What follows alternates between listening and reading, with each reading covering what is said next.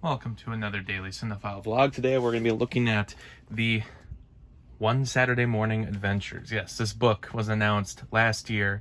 I believe it was around September for the 25th anniversary of One Saturday Morning. It was probably the first time Disney had made any mention of One Saturday Morning outside of when the original programming block was airing, and then maybe they've been mentioned in one of those Disney A to Z books, but they've never really done merchandise for this era of television. Other companies have been jumping on doing merchandise for their older television shows like Nickelodeon or Cartoon Network, but Disney has not been so good about doing that. They've done some DVD releases for Disney Afternoon stuff. They've done revivals of other shows that came from the Disney Afternoon era, like DuckTales, but they've never really done much for their One Saturday Morning shows, which the big three original ones that premiered, and even Doug was actually originally airing on Nickelodeon but switched to Disney. But Pepper Ann and Recess, both of them were originally on One Saturday Morning.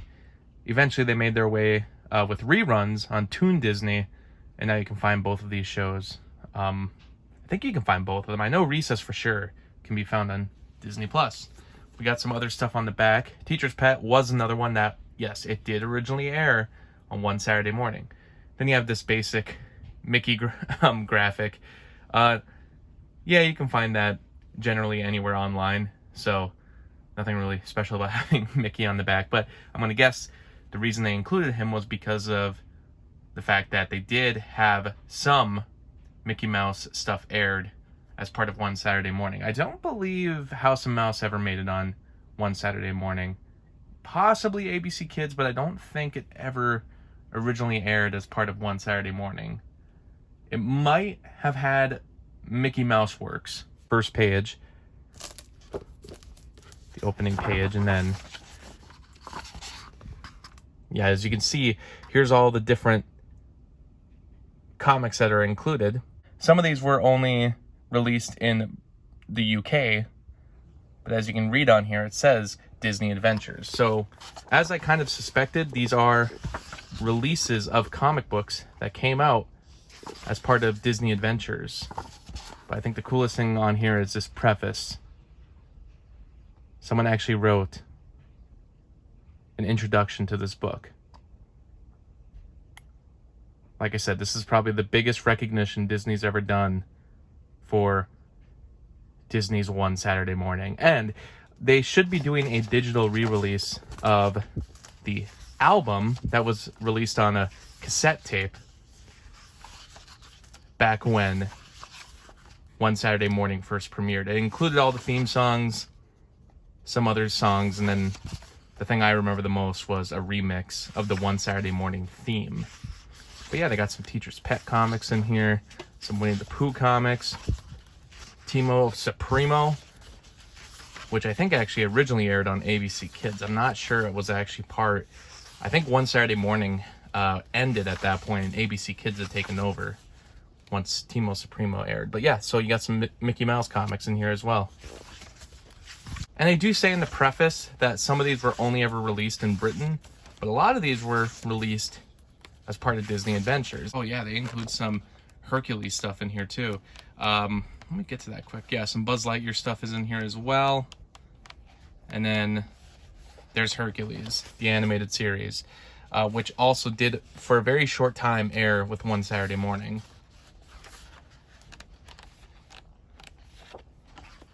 And then they have some, as they call it, the One Saturday Morning School Yearbook.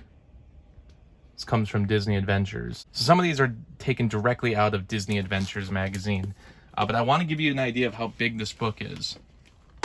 This is like a Blu-ray in comparison to how big this book is. So I didn't read what the dimensions of this book was going to be before buying it, but I was shocked by how big it was. Because I have a Disney Adventures magazine here. I used to get Disney Adventures. I only got it for a year. It was between 2003 2004, around that time. I actually lost them all. I didn't keep any of them. And I always wished to get Disney Adventures again as a kid. But by the time I did a new order for more to come to my house, they ended the subscription. They ended Disney Adventures altogether. I think that was around the end of 2007. So Disney Adventures had ended, but these magazines used to be so cool. They would talk about Disney stuff. There was also a Disney magazine, which is completely different from this. But the reason I liked this was that it included comics, but it also talked about more than just Disney stuff. They would also have stuff for, like, yeah, as you can see, there's Shrek in there. I always remembered, I thought that they had different names for Mr. Incredible and Elastigirl listed only in this book, and I don't think they had it anywhere else. And I did remember correctly. Their original former names were Robert Golden before they went into relocation, and they got their names mentioned in the movie. Bob Parr, Helen Parr. But yeah, as you can see, Helen's name was originally Helen Truax Golden. I'm guessing her original last name was Truax. Her maiden name, and it changed to Golden when she married Robert Golden. But then they both changed to Bob and Helen Parr. So this is nowhere else. This is only in this book. So I don't know if this is canon. I don't know if Brad Bird would confirm this. Yeah, they used to have this calendar in here that would tell you about DVD releases when movies were coming out, like The Incredibles coming out Friday, November 5th, 2004. Yeah, so this is just, this was always a fun magazine. But anyway, what I was going to say was they always included comics at the end of the book. And that's exactly where a lot of these comics come from. So I don't think this is a complete set of comics from that era. I think it's only a few of them. I don't know if they're going to plan a second release. But I think it's cool that this is the One Saturday Morning logo on something that Disney has released in modern times. The first time they've really ever acknowledged the block. I was shocked last year for the 25th anniversary when they released the highest quality version I've ever seen of the original intro. So it wasn't from a VHS, it wasn't from all those years of other web versions being uploaded with all the pixelation. No, it was a very clean, highest quality version I've ever seen of the logo that they released for the 25th anniversary. And now they have this book.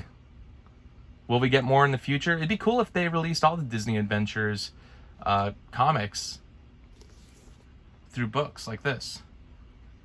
Anyway, just to give you an idea, these are massive. I've never seen the comics in this good of condition, in this large of condition, and just for comparison of how big it is compared to a Disney Adventures magazine, there you go. So this is very cool. I'm excited to dive into these comics, and I'll see you next time.